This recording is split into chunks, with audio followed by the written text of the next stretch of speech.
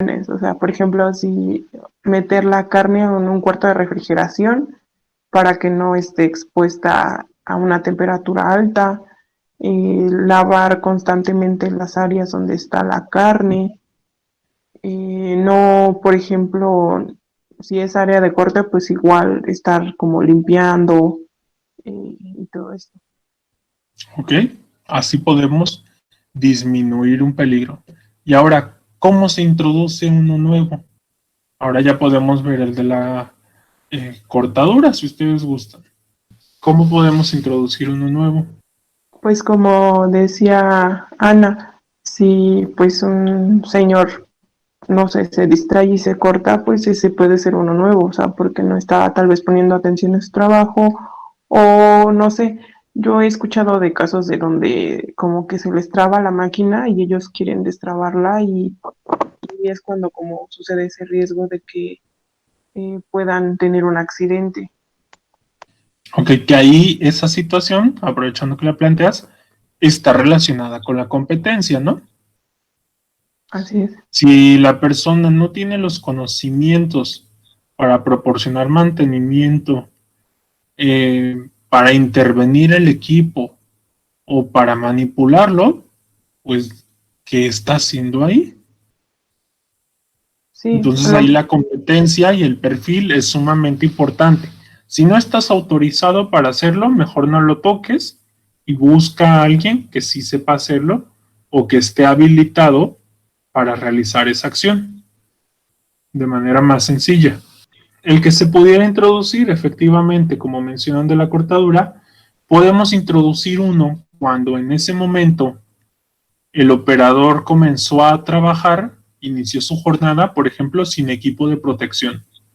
Entonces, si ese día, en ese momento, no contaba con los guantes anticorte, pues en ese momento introdujimos uno nuevo, porque su instrucción de trabajo, su procedimiento, le dice que a fuerzas debe contar con un guante anticorte. Así es como lo podemos analizar. Dice el ejemplo, para comprender un diagrama de flujo, cocinar un huevo, que puede ser un poco fácil para o lógico para nosotros, pero para otras personas no. Vamos a cocinar un huevo. ¿Tu huevo ya está frito? ¿O lo quieres frito? No, pues entonces lo vamos a hervir. Si sí lo quieres frito, pues lo ponemos a freír. ¿Lo quieres salado? Si sí, agregas sal. Si no, vas directo al plato. Esto es un diagrama de flujo, sí, pero podemos ser un poquito más explícitos. Cocinar un huevo. ¿Cómo lo quieres? ¿Frito? ¿Hervido? ¿O crudo? Ahí de gustos a gustos. Frito. Bueno, pues entonces ya podemos poner cuentas con un sartén, cuentas con aceite, cuentas con la sal, etcétera. Entonces lo podemos ir desglosando un poquito más, porque entre más detallado es mejor. Tampoco vamos a hacer de un diagrama de flujo una instrucción de trabajo, simplemente es para que nos ayude a visualizar de mejor manera dónde existen entradas, salidas y dónde es importante la toma de una decisión o el ingreso de información para darle continuidad a todo nuestro proceso. Los diagramas de flujo, como les decía, deben ser claros, precisos, pero también lo suficientemente detallados como sea necesario para que se puedan realizar los análisis de riesgos. Los diagramas de flujo deben incluir al menos lo siguiente: la secuencia e interacción con las distintas etapas. Los procesos no son únicos ni son aislados. Habrá donde más de dos áreas tengan que relacionarse, por lo tanto requieren tener comunicación. Debe incluir también todo proceso contratado externamente, donde se incorpore al flujo de las materias primas los ingredientes, coadyuvantes de elaboración, materiales de embalaje, servicios o productos intermediarios, donde se procesa y se haga el reciclado o el retrabajo o el reprocesamiento, y donde se liberan o eliminan productos terminados, productos intermedios, subproductos y sus desechos. Al final, vamos a hacer la confirmación de nuestro diagrama. Por lo tanto, el equipo de inocuidad de los alimentos debe confirmar la precisión de los diagramas in situ. Es decir, literalmente agarramos nuestro diagrama, vamos a planta, al piso de producción, y vamos siguiendo el proceso y seguimos nuestro diagrama para verificar que correspondan o que exista concordancia entre ambos. Y eso es lo que almacenaremos como información documentada. Otro de los pasos preliminares para el análisis de riesgos es la descripción de procesos y su entorno. En esta medida, pues es necesario realizar los análisis de peligros, donde deberemos de describir ya no el proceso o la receta, digamos, ya no el paso a paso de la receta, sino todo lo que rodea o lo que gira en torno a nuestra receta, como es la distribución de las instalaciones, incluidas las áreas de manipulación de alimentos, el procesamiento de materiales de contacto, coadyuvantes de procesamiento o flujo de materiales, los PPR existentes, parámetros de proceso, medidas de control, rigurosidad cuando se aplican o los procedimientos que puedan influir en la inocuidad. Y por último, los requerimientos externos, como son las autoridades locales, los reglamentos o los clientes. Porque estos requerimientos pueden afectar la elección y la rigurosidad de las medidas de control.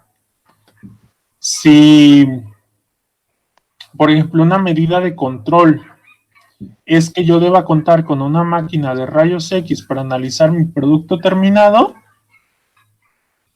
la puedo comprar y la puedo tratar de implementar, pero si yo no doy aviso a las autoridades, tanto a la Secretaría del Trabajo, a Secretaría de Gobernación, al Instituto Mexicano del Seguro Social, a Semarnat, ¿a qué otro se les ocurre? A la Secretaría de Energía, COFEPRIS, pero me falta uno que es un organismo mexicano de energía nuclear o de seguridad nuclear, la Comisión Nacional de Seguridad Nuclear y Salvaguardias. Y yo no les notifico a todos los que mencionamos que voy a ingresar al país un equipo de rayos X, que voy a manejar una fuente de radiación ionizante, y ni siquiera les di aviso, ni tramité permisos, ni nada, pues discúlpame, va a afectar la elección de mis medidas de control. ¿Por qué? Porque no les di aviso, entonces me van a bloquear todo este merequetengue que estoy haciendo. En cambio, si solicito los permisos, lo puedo hacer si me lo autorizan. Y si no, pues tendré que buscar alternativas para hacerlo. Tal vez en lugar de utilizar una máquina de rayos X o una fuente nuclear o radioactiva, pues simplemente coloco un detector de metales o un electroimán, que en caso de que exista algún metal en su interior, sea arrastrado de mi producto terminado. Esos son métodos sencillos, pero donde, como vemos, sí implican demasiado los requerimientos y la comunicación que yo tenga con las autoridades. Deben incluirse también las variaciones resultantes de los cambios esperados o los patrones que pudieran existir, y las descripciones deben estar actualizadas, además de mantenerse como información documentada. Nuevamente, todo esto no es estático, por lo tanto debemos estarlo actualizando de manera periódica. Para la identificación de peligros y determinación de los niveles aceptables, la organización debe identificar, documentar todos los peligros relacionados con la inocuidad. ¿Cuáles son estos tipos? Pues bueno, debe hacerse este análisis o esta identificación en base a lo siguiente. En base a la información preliminar y los datos recopilados, en base a la experiencia, es decir, lo que haya sucedido previamente en esa empresa o en esa organización, La información interna y externa que incluya datos epidemiológicos, científicos y otros antecedentes históricos. La información de la cadena alimentaria sobre los peligros de la inocuidad relacionados con productos terminados, intermedios y alimentos antes del consumo. Y por último, los requerimientos legales, reglamentarios y otros del cliente. Cuando hablamos de experiencia, que es el más común, podemos incluir también información que el personal tenga o de algún experto técnico que sea, no importa que sea externo, pero que se encuentre familiarizado con el equipo, con el método de trabajo, con el producto o con el proceso que estamos implementando. No importa que sea de la competencia o de otro país o de otra empresa, simplemente con que él demuestre su expertise y su competencia en ese tema o en ese aspecto, puede realizar sus comentarios. Los requerimientos legales y reglamentarios también pueden incluir los objetivos de inocuidad de alimentos, como puede ser, les mencionaba al inicio de la transmisión, el Codex Alimentarius de la ONU, donde involucra también la frecuencia y la concentración máxima de un peligro en los alimentos y cómo contribuir a un nivel de protección apropiado, es decir, reducirlo hasta un nivel seguro. Estos peligros los debemos considerar con suficiente detalle para permitir la evaluación de los peligros y la selección de medidas de controles apropiadas.